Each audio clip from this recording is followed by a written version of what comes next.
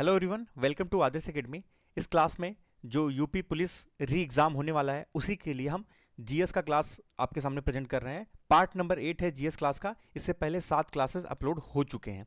Total 2000 question का हमारा target है कि जितने भी इंपॉर्टेंट क्वेश्चन आपके पैटर्न के आधार पर बन सकते हैं उनको हम इसमें शामिल कर रहे हैं और आसान से लेके कठिन तक दोनों प्रकार के प्रश्नों को शामिल किया जाएगा। ठीक है, ध्यान रखिएगा। एक्सप्लेनेशन भी आपको इस क्लास में दिया जा रहा है, तो क्लास को शुरू से लास्ट तक जरूर देखिए। जो भी चैनल पर नए हैं चैनल को सब्सक्राइब कर लीजिएगा, बेल आइकन ऑन कर लीजिएगा ताकि क्लास की सूचना आपको मिलती रहे।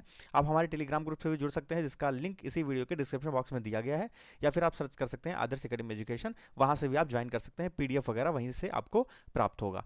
चलिए बिना देरी करते हुए क्लास को शुरू करते हैं। और आप लोग को क्लास अच्छा लगे तो प्लीज़ आप लोग लाइक जरूर करिए। आपके लाइक से हमें मोटिवेशन मिलता है क्लास को कंटिन्यू करने के लिए। तो चलिए बिना देरी करते हुए शुरू करते हैं। पहला क्वेश्चन आपके स्क्रीन पर है, शेर शाह सूरी का मकबरा कहां पर स्थित है?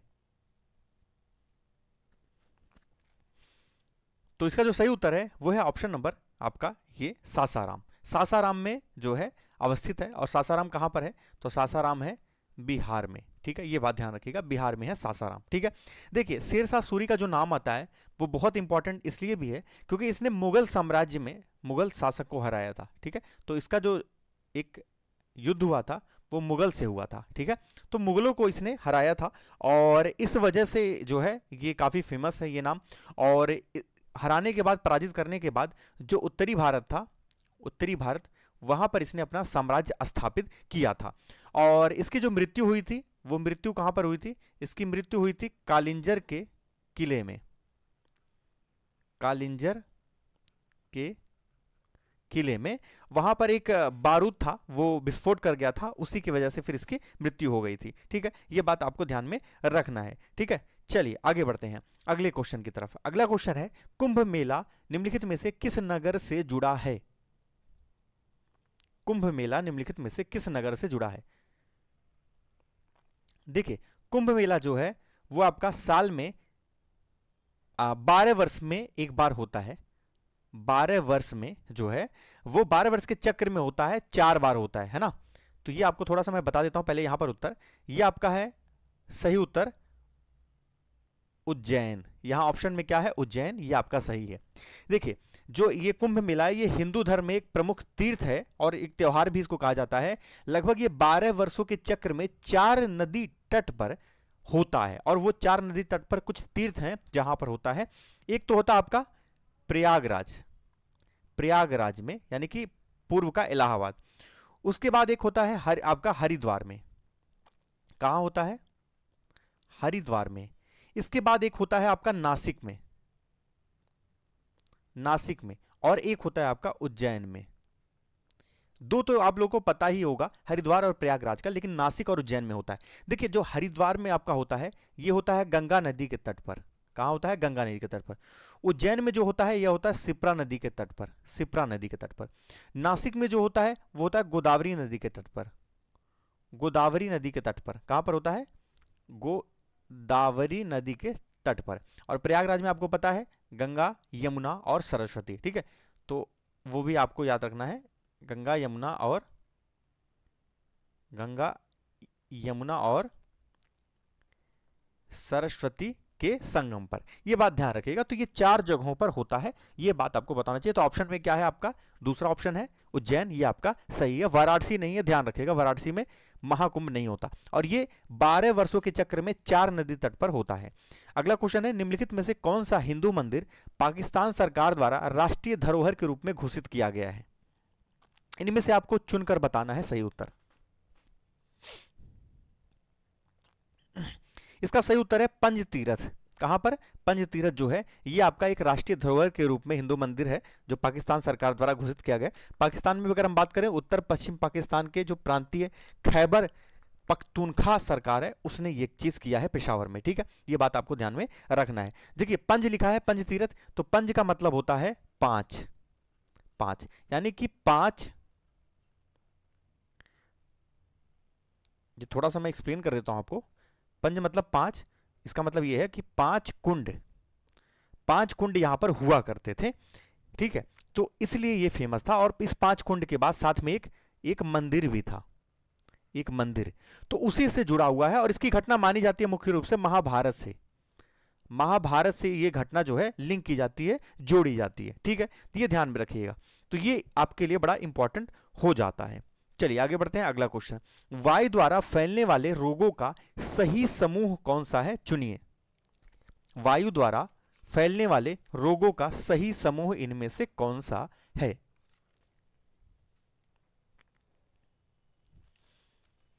देखिए इसका सही उत्तर है ऑप्शन नंबर 2, तपेदिक, निमोनिया, श्लेष्मिक और ज्वर।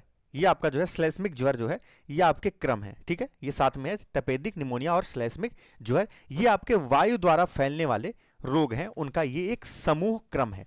अब देखिए तपेदिक मतलब होता है टीबी। क्या होता है तपेदिक मतलब? टीबी। ये होता है मुख्य रूप से आपका, ये एक माइक्रोबैक्टीरियम ट्यूबरकुलोसिस नामक एक जीवाणु की वजह से होता है। जीवाणु, ठीक है, ये बात ध्यान रखना है, जीवाणु की वजह से होता है। ठीक है, मतलब बैक्टीरिया मुख्य रूप से, नाम ही इसका है माइक्रोबैक्टीरियम ट्यूबरकुलोसिस, तो ये जीवाणु से होता है। और टीबी के जो जीवाणु होते हैं वो हवा में एक व्यक्ति से दूसरे व्यक्ति में फैलते हैं। और कब फैलते हैं? जब कोई व्यक्ति खांस देता है ना, कोई व्यक्ति खांसता है या छींकता है तो उससे ये जो है संक्रमण आगे बढ़ता है।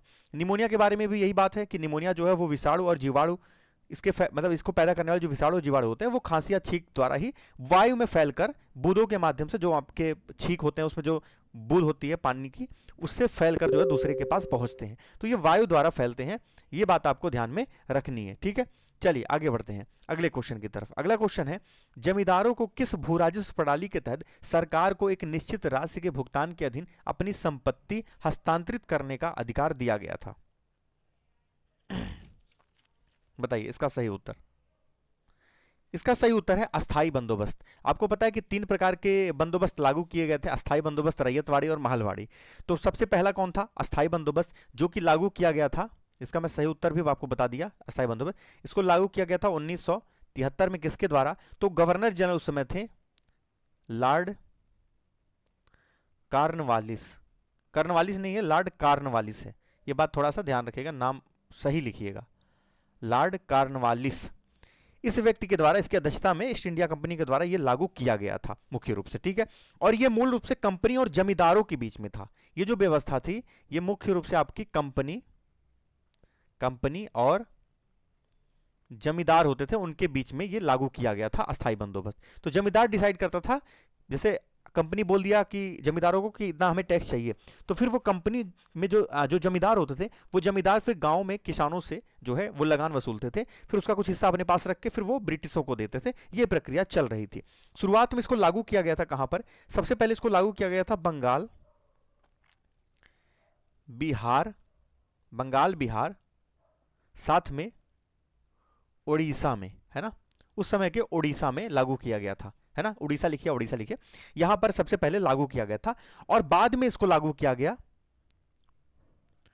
उत्तरी मद्रास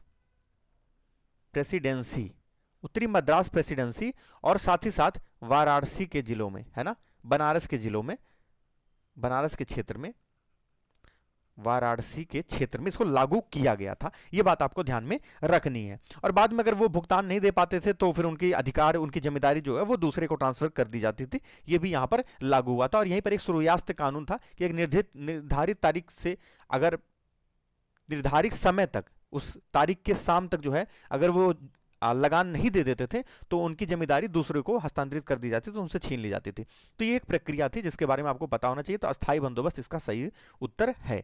आगे बढ़ते हैं नेक्स्ट क्वेश्चन की तरफ। अगला क्वेश्चन है, संगठित क्षेत्र की निम्नलिखित विशेषताओं में से कौन सा सही नहीं है? यानी कौन सी ऐसी विशेषता जो संगठित क्षेत्रों में नहीं होती है?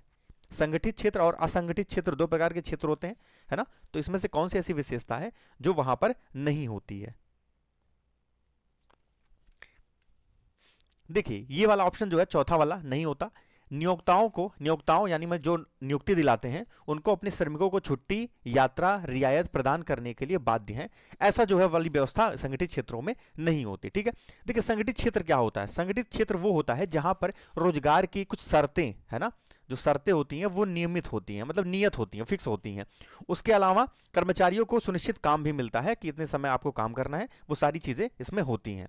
और असंगठित क्षेत्र होता है जहां रोजगार की शर्तें तय नहीं होती, नियमित रूप से नहीं होती, और उद्यम जो होता है जहां पर वो काम करते हैं वो सरकार के साथ जो है रजिस्टर्ड नहीं होता, ये चीज होती है। संगठित क्षेत्र में काम करने का फायदा जो है वो ये है कि क्षेत्र के तहत उद्यम सरकार के साथ पंजीकृत होते हैं, बिल्कुल सही। श्रमिकों को छुट्टियों के दौरान भुगतान किया जाता है, बिल्कुल उनको छुट्टी मिलता है ना, तो उसके बाद भी 1 महीने का फिक्स कर दिया जाता है, उसमें आप छुट्टी जितना बनता है वो आप ले सकते हो, बट जो सैलरी फिक्स कर दी गई है उतना आपको मिलेगा।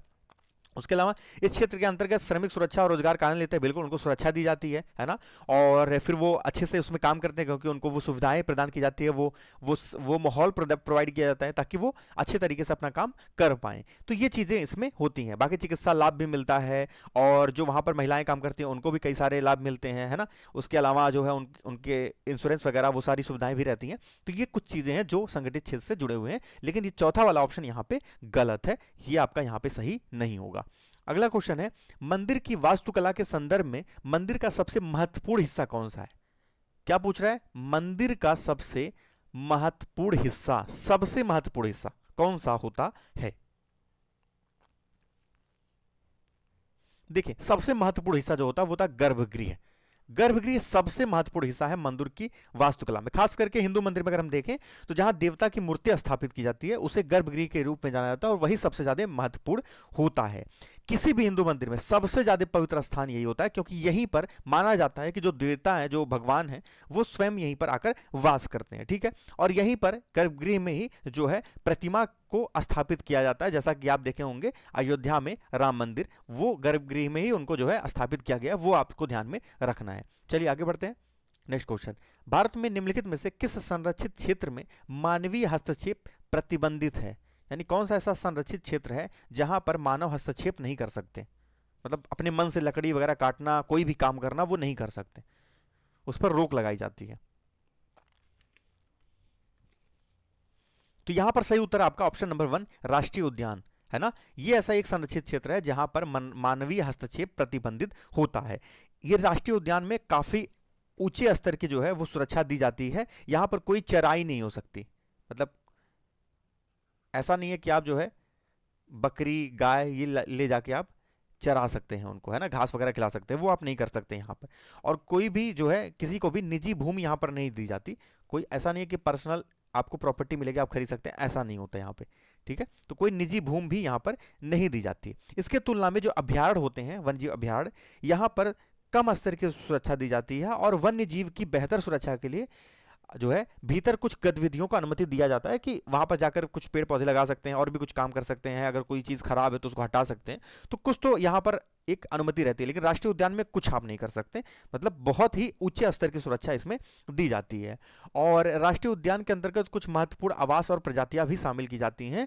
ये संरक्षित क्षेत्र में मानवीय हस्तक्षेप बिल्कुल नहीं होता, ये बात आपको ध्यान में रखनी है। और कोई भी गतिविधि नहीं होती यहाँ पर शिकार वगैरह से जुड़े हुए, तो आपके लिए ऑप्शन नंबर 1 सही हो जाएगा।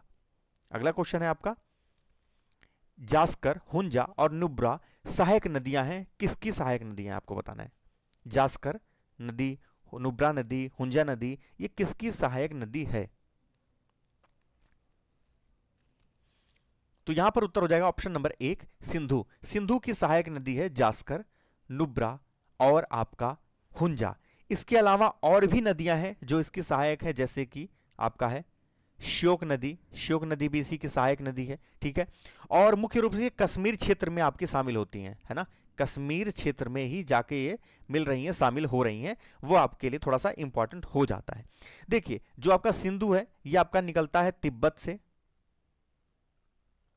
तिब्बत में मुख्य रूप से मानसरोवर से, मानसरोवर से निकलता है ये, है ना, मानसरोवर झील, मानसरोवर झील से सिंधु नदी निकलती है। और ये पश्चिम में बहते हुए भारत में, जो अगर हम बात करें भारत में कहां पर प्रवेश करती है, तो भारत में लद्दाख में आकर प्रवेश करती है ना। और यहीं पर आकर एक जॉर्ज बनाती है, ठीक है। जब भारत में प्रवेश करती है तो यहीं पर आकर एक सुंदर सी जॉर्ज बनाती है, ठीक है। और यहीं पर सहायक नदियां मिलती हैं इसकी, जास्कर, हुंजा, नुब्रा और श्योक, ये इसकी सहायक नदियां यहीं पर आकर मिलती हैं, ठीक है। ये बात ध्यान में रखना है। और इसके बाद जो है ये पश्चिम में जो है बल्टिस्तान, गिलगिट से होकर बहती हुई ये अटाक की पहाड़ियों से निकलते हुए पाकिस्तान वगैरह में प्रवेश करती है, फिर बाद में जाकर वही आपके अरब सागर में मिल जाती है। तो ये बात ध्यान में रखिएगा, ये थोड़ा सा जानकारी इसके लिए इंपॉर्टेंट है। नेक्स्ट क्वेश्चन है, महाराष्ट्र की संस्कृति के बारे में निम्नलिखित में से कौन सा कथन सही नहीं है? महाराष्ट्र की संस्कृति के बारे में। कौन सा कथन सही नहीं है? तो इसमें ऑप्शन नंबर 1 जो है आपका सही नहीं है, ये वाला आपका करेक्ट नहीं है। इसमें क्या लिखा है कि इसके लोकप्रिय नृत्य को गोटी पुआ कहा जाता है, ये बात यहां पर गलत है। ठीक है, ये आपका क्या है, गलत है, क्योंकि गोटी पुआ जो है मुख्य रूप से ये उड़ीसा का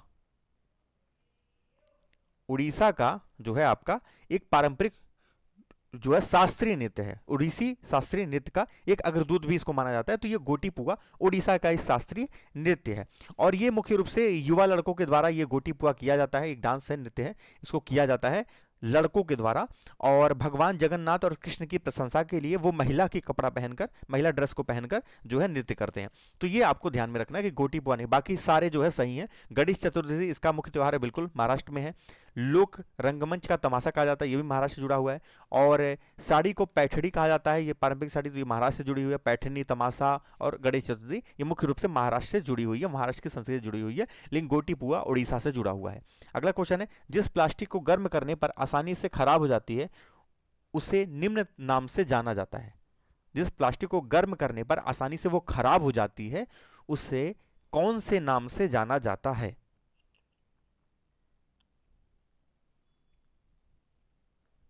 देखिए इसका उत्तर ऑप्शन नंबर दूसरा, थर्मोप्लास्टिक। क्या कहा जाता है? थर्मोप्लास्टिक। थर्मोप्लास्टिक एक प्रकार का क्या है? पॉलीमर है, पॉलीमर है, ठीक है, एक प्रकार का। और इस पॉलीमर में ये होता है कि अगर इसको गर्म कर देते हैं तो आसानी से खराब हो जाते हैं और सरलता पूर्वक इसको मोड़ा जा सकता है। बहुत आसानी से ये विकृत हो जाते हैं, खराब हो जाते हैं। ठीक है, ये बात ध्यान में आपको रखना है। हालांकि एक निश्चित ताप सीमा से ऊपर अगर इसको ले जाते हैं तो वो थोड़े लचीले हो जाते हैं, और पर्याप्त ठंडा कर दिया जाए तो ये ठोस भी बन जाते हैं। ये बात ध्यान में रखनी है। लेकिन इनकी रासायनिक संरचना बहुत कठोर होती है, और ये क्या है? ऑप्शन नंबर दूसरा, थर्मोप्लास्टिक। तो क्या हो जाएगा उत्तर? थर्मोप्लास्टिक, जो कि एक पॉलीमर है। अगला क्वेश्चन, प्रियरी की जलवायु, ये जो है आपका जियोग्राफी से जुड़ा हुआ क्वेश्चन है। प्रियरी की जलवायु परिस्थितियों के संदर्भ में निम्नलिखित में से कौन सा कथन सही है? देखिए थोड़ा सा मैं आपको बता देता हूं प्रियरी के बारे में। तो प्रियरी जो है आपका, ये मुख्य रूप से उत्तरी अमेरिका, उत्तरी अमेरिका का एक घास का मैदान है, शीतोष्ण घास का मैदान, शीतोष्ण घास का मैदान है। ठीक है, यह बात ध्यान में रखनी है। तो ये एक प्रकार का घास का मैदान है, उत्तरी अमेरिका का शीतोष्ण घास का मैदान, जिसे प्रेयरी कहा जाता है। तो प्रेयरी की जलवायु परिस्थितियों के संदर्भ में कौन सा कथन सही है, ये पूछ रहा है। तो ऑप्शन नंबर चौथा सही हो जाएगा। इसमें अत्यधिक तापमान के साथ महाद्वीपीय प्रकार की जलवायु होती है, ये बात बिल्कुल सही है। ठीक है, ये बात एकदम करेक्ट है, एकदम सही है। ठीक है, चलिए बाकी जितने भी बातें हैं वो आपकी गलत हैं। वार्षिक वर्षा बहुत अधिक होती है, गलत है। उत्तरी दक्षिण पवन अवरोध, गलत है। स्थानीय हवा लू यहां चलती है, ये भी बात एकदम गलत है ना। बाकी जितने भी ऑप्शंस हैं आपके वो गलत हैं। केवल चौथा वाला जो है आपका क्या है, ये सही है। चलिए आगे बढ़ते हैं। दो राज्यों के बीच के विवाद को भारत के सर्वोच्च न्यायालय द्वारा हल किया जाता है, वो उसके किस क्षेत्राधिकार के अंतर्गत आता है? अगर दो राज्यों के बीच विवाद हो और अगर सुप्रीम कोर्ट उसको हल करे तो वो सुप्रीम कोर्ट का कौन सा क्षेत्राधिकार है? इसको बोलते हैं मूल न्यायाधिकार, मूल क्षेत्राधिकार उसको कहते हैं मुख्य रूप से सुप्रीम कोर्ट का। किसका? सुप्रीम कोर्ट का। देखिए अगर दो राज्यों के बीच में विवाद हो, दो राज्यों के बीच में, और या फिर राज्य और केंद्र के बीच में विवाद हो, ये चीज हो, अगर दो राज्यों के बीच में आपस में विवाद हो, या फिर राज्य और केंद्र के बीच में विवाद हो, या फिर दो राज्य और केंद्र के बीच में विवाद हो, ऐसा कहीं पर भी आपको देखने को मिलता है, या फिर दो राज्यों से अधिक के बीच में विवाद हो, तो ऐसा कोई भी क्षेत्र जो है वो सर्वोच्च न्यायालय के मूल अपीलीय या सलाहकार क्षेत्राधिकार है। क्या है? मूल न्यायाधिकार क्षेत्र है, या फिर मूल अपीलीय और सलाहकार क्षेत्राधिकार होता है। इसके अलावा सुप्रीम कोर्ट के पास एक आर्टिकल 32 भी है ना, उसमें भी कुछ इंपॉर्टेंट बातें कही गई हैं जो कि मौलिक अधिकारों से जुड़ी हुई हैं, जो कि सर्वोच्च न्यायालय को एक व्यापक मूल अधिकार क्षेत्र भी देता है। जैसे आपके उसमें बंदी, प्रत्यक्षीकरण, परमादेश, प्रतिषेध, अधिकार परीक्षा, उत्प्रेषण, ये सारी चीज़ें जारी की गई हैं। और इसके माध्यम से एक रिट है जिसको जारी किया जाता है और लोगों के अधिकार को बचाया जाता है, उसको उसकी रक्षा की जाती है। तो ये बात ध्यान रखिएगा, सुप्रीम कोर्ट से जुड़ा हुआ ये मूल न्यायाधिकार क्षेत्र है, जो कि दो राज्यों के बीच में, राज्य केंद्र के बीच में, दो राज्य या केंद्र के बीच में, या दो से अधिक राज्यों के बीच में विवाद होता है तो सुप्रीम कोर्ट उसको हल करता है। अगला क्वेश्चन है, जब पानी में कुछ साधारण नमक मिला दिया जाए तो क्वथनांक और हिमांक पर क्या प्रभाव पड़ता है? अगर पानी में कुछ नमक मिला दिया जाए तो पानी के क्वथनांक और हिमांक पर क्या प्रभाव पड़ता है, आपको बताना है। इसका सही उत्तर क्या होगा? तो इसका सही उत्तर है क्वथनांक बिंदु उच्च हो जाता है और हिमांक बिंदु न्यून हो जाता है। यह ऑप्शन आपका सही है। ठीक है, यह बात ध्यान में आपको रखना है। देखिए, जब नमक को पानी में मिला दिया जाता है तो घोल में पानी की तुलना में, जो घोल है नमक का, वो साधारण पानी की तुलना में क्वथनांक बढ़ जाता है। तो अगर पानी में साधारण नमक मिलाएंगे तो साधारण पानी की तुलना में नमक वाले पानी में क्वथनांक बढ़ जाता है और इसके बाद हिमांक जो है वो आपका कम हो जाता है, निम्न हो जाता है। यह बात ध्यान रखिएगा। अब होता क्या है कि साधारण पानी को अगर आप उबालते हैं तो 100 डिग्री सेंटीग्रेड पर यह उबलने लगता है, लेकिन नमक वाला पानी 100 डिग्री सेंटीग्रेड से ऊपर जाकर, है ना, उससे ज्यादा जाकर के आपको उबालना पड़ेगा, तभी वो उबलेगा। इसलिए कहा जा रहा है कि क्वथनांक बिंदु उच्च हो जाता है, यानी क्वथनांक मतलब उबलने की जो विधि है वो थोड़ी सी बढ़ जाती है। यह बात आपको ध्यान में रखना है। ठीक है, तो ऑप्शन नंबर पहला यहां पे सही है। अगला क्वेश्चन है विशेष आर्थिक क्षेत्र। विशेष आर्थिक क्षेत्र का मतलब होता है सेज, है ना, स्पेशल इकोनॉमिक जोन। स्पेशल मतलब विशेष, इकोनॉमिक मतलब आर्थिक और जोन मतलब क्षेत्र। तो विशेष आर्थिक क्षेत्र का गठन आकर्षित करने के लिए किया जाता है। किस चीज को आकर्षित करने के लिए सेज को बनाया जाता है? देखिए, 1 अप्रैल 2000 को ये सेज की जो नीति थी ये लाई गई थी, है ना, लाई गई थी ये विशेष आर्थिक क्षेत्र की नीति को। इसका जो मुख्य उद्देश्य था वो था विदेशी निवेश को बढ़ाना और निर्यात के लिए जो अंतर्राष्ट्रीय स्तर पर जो प्रतिस्पर्धा है उसको एक अच्छा वातावरण देना, मतलब उसको परेशानी से मुक्त करना, ये एक उद्देश्य था। तो विदेशी कंपनियों को आकर्षित करने का एक मुख्य रूप से उद्देश्य था। विदेशी कंपनी आएंगी यानी विदेशी निवेश होगा यहां पर, और निर्यात के लिए अंतर्राष्ट्रीय स्तर पर प्रतिस्पर्धा की वातावरण जो है वो उत्पन्न होगी। ऐसा नहीं होगा कि हमारे माल बाहर नहीं पहुंच पा रहे। तो ये बात ध्यान रखिएगा, यही एक मुख्य उद्देश्य था। अगला क्वेश्चन है वीपी मंडल आयोग, यानी मंडल आयोग आपने देखा होगा, सुना होगा। तो मंडल आयोग के बारे में पूछ रहा है कि वीपी मंडल आयोग की स्थापना पिछड़ेपन के कारणों का अध्ययन करने के लिए की गई। तो किस समूह के पिछड़ेपन के कारणों का अध्ययन करने के लिए की गई थी, यही क्वेश्चन आपसे पूछ रहा है। तो देखिए, मंडल आयोग जो बनाया गया था वो मुख्य रूप से सामाजिक और आर्थिक रूप से पिछड़े वर्गों की पहचान करने के लिए की गई थी और सांसद वीपी मंडल की अध्यक्षता में यह चीज किया गया था। ठीक है, और मंडल आयोग जिसे मुख्य रूप से कहा जाता है आपका SEBC, यानी कि सामाजिक यानी सोशल, इकोनॉमिकल यानी शैक्षिक रूप से पिछड़ा यानी backward class, social economic backward class कहा जाता है, यानी सामाजिक आर्थिक रूप से पिछड़ा वर्ग आयोग। ये जो है गठित कब हुआ था? तो 1979 में जो है, अब 1 जनवरी 1979 में भारत सरकार द्वारा गठित किया गया था। और उस समय जो पीएम थे, प्रधानमंत्री थे, वो थे मोरारजी देसाई। ठीक है, तो ये ध्यान में आपको रखना है। तो ऑप्शन नंबर चौथा यहां पे सही हो जाएगा। अगला क्वेश्चन है आपका मायोपिया। ये जो है नेत्र से जुड़ा हुआ आपका एक बीमारी है, साइंस टेक का क्लास है, मतलब क्वेश्चन है मायोपिया को ठीक करने के लिए किस लेंस का उपयोग किया जाता है? देखिए, मायोपिया को अगर दूर करना हो तो इसमें एक लेंस का प्रयोग किया जाता है जिसका नाम है अवतल दर्पण, अवतल लेंस। अवतल लेंस का उपयोग किया जाता है। मायोपिया होता क्या है? मायोपिया जब भी होगा तो ये समझ जाइए, इसको कहा जाता है निकट दृष्टि दोष। निकट दृष्टि दोष भी इसको कहा जाता है मुख्य रूप से। यह बात आपको ध्यान में रखनी है। ठीक है, चलिए आगे बढ़ते हैं।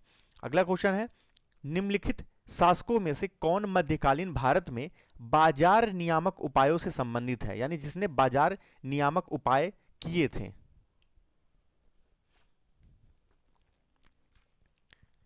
देखिए, तो यहां पर उत्तर है ऑप्शन नंबर पहला, अलाउद्दीन खिलजी। अलाउद्दीन खिलजी ने जो है इसी ने जो है वो लागू किया था बाजार नियामक उपाय, है ना, और इसने कई सारे आर्थिक सुधार किए थे बाजार से जुड़े हुए, और इसकी प्रमुख सुधारों में थी बाजार नियंत्रण नीति। इसने लागू किया था बाजार नियंत्रण नीति। ठीक है, अलाउद्दीन खिलजी के द्वारा। और ये गद्दी पर कब बैठा था? तो 1296 में ये जो है अलाउद्दीन खिलजी जलालुद्दीन फिरोज खिलजी की सिंहासन पर बैठा था। यानी इससे पहले कौन था? जलालुद्दीन फिरोज खिलजी। ये बात आपको ध्यान में रखना है। इसके अलावा इससे जुड़ा हुआ एक किताब भी है, उसको लिखा था बर्नी ने। बर्नी ने एक पुस्तक लिखा था, उसका नाम था तारीख फिरोज शाही, तारिक फिरोज शाही, इसमें जो है इस बात का उल्लेख भी किया गया है, इसकी चर्चा हमें मिलती है। तो ध्यान रखिएगा, तारिक फिरोज शाही जो है वो अलाउद्दीन खिलजी से जुड़ा हुआ है मुख्य रूप से, और बर्नी ने इस पुस्तक को लिखा था। और अलाउद्दीन ने बाजार नियंत्रण के लिए 4 प्रकार की व्यवस्थाएं लागू की थी। उसमें एक था गल्ला ए मंडी, सराय अदल, घोड़े का बाजार और गुलाम और पसदन तथा सामान्य बाजार, जिसमें गल्ला ए मंडी सबसे सफल रही थी। ठीक है, ये बात ध्यान में रखनी है। तो बाजार नियंत्रण नीति जो है अलाउद्दीन खिलजी ने लागू किया था। अगला क्वेश्चन है, प्रति व्यक्ति आय का दूसरा नाम इनमें से क्या है?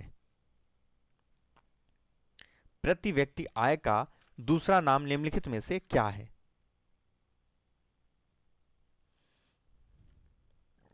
इसका है औसत आय। क्या हो जाएगा? प्रति व्यक्ति आय का दूसरा नाम औसत आय। यहां पर सही उत्तर होगा औसत आय।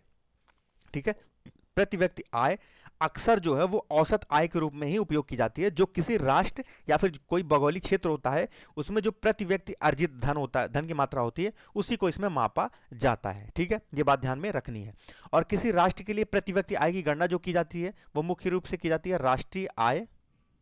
राष्ट्रीय आय, इसमें अगर जनसंख्या उस देश की अगर डिवाइड कर दी जाए तो हमें प्रति व्यक्ति आय मिल जाता है। तो राष्ट्रीय आय और जनसंख्या आय के विभाजन को जो है प्रति व्यक्ति आय के रूप में देखा जाता है गणना करने के लिए। ठीक है, तो ये बात आपको ध्यान में रखनी है। चौथा ऑप्शन यहाँ पे सही है। अगला क्वेश्चन है, निम्नलिखित में से किस अधिनियम के तहत भारत में द्वैध शासन को लागू किया गया? भारत में द्वैध शासन आपसे पूछा जा रहा है, इसका सही उत्तर क्या होगा? तो इसका सही उत्तर है भारत सरकार अधिनियम 1919। भारत सरकार अधिनियम 1919 को मुख्य रूप से कहा जाता है मॉन्टेग्यू, ये ग है। ठीक है, मॉन्टेग्यू, मैं फिर से लिख दे रहा हूं, मॉन्टेग्यू चेम्सफोर्ड सुधार अधिनियम इसको मुख्य रूप से कहा जाता है, इसी के नाम से इसको जाना जाता है। उस समय के जो वायसराय थे लॉर्ड चेम्सफोर्ड थे, और जो सचिव थे वो थे एडविन मॉन्टेग्यू। इन्हीं की एक रिपोर्ट और सिफारिश पर यह आधारित था। और 16 से 1921 के बीच का ये सुधार मुख्य रूप से था, और इसके माध्यम से अपने देश के प्रशासन में भारतीयों की भागीदारी बढ़ाने की मांग भी की गई थी। और ये एक द्वैध शासन लागू किया गया था प्रांतों के लिए 1919 में। ये बात ध्यान में रखना है कि कहां पर लागू किया गया था, तो ये मुख्य रूप से आपका प्रांतों में लागू किया गया था, प्रांतों में लागू किया गया था। और इस सुधार के माध्यम से जो केंद्रीय और प्रांतीय सरकार थे उनके क्षेत्रों को केंद्रीय और प्रांतीय विषयों में बांट दिया गया था। तो ध्यान रखिएगा, प्रांतों में द्वैध शासन लागू किया गया था 1919 से, और आपका मॉन्टेग्यू चेम्सफोर्ड सुधार के नाम से इसको जाना जाता है। अगला और लास्ट क्वेश्चन है, नेफ्थलीन की गोलियां प्रक्रिया के कारण कुछ दिनों में गायब हो जाती है, ऐसा क्यों होता है? आप देखते होंगे सफेद सफेद जो नेफ्थलीन की गोलियां होती है, या फिर कपूर को अगर आप खुला छोड़ देते हैं तो वो ऐसा लगता है कि वो उड़ गया, वो गायब हो गया। ऐसा क्यों होता है? ऐसी कौन सी घटना है जिसकी वजह से ये होता है? तो इसका सही उत्तर है साथियों ऑप्शन नंबर पहला, ऊर्ध्वपातन। ऊर्ध्वपातन की वजह से ये होता है।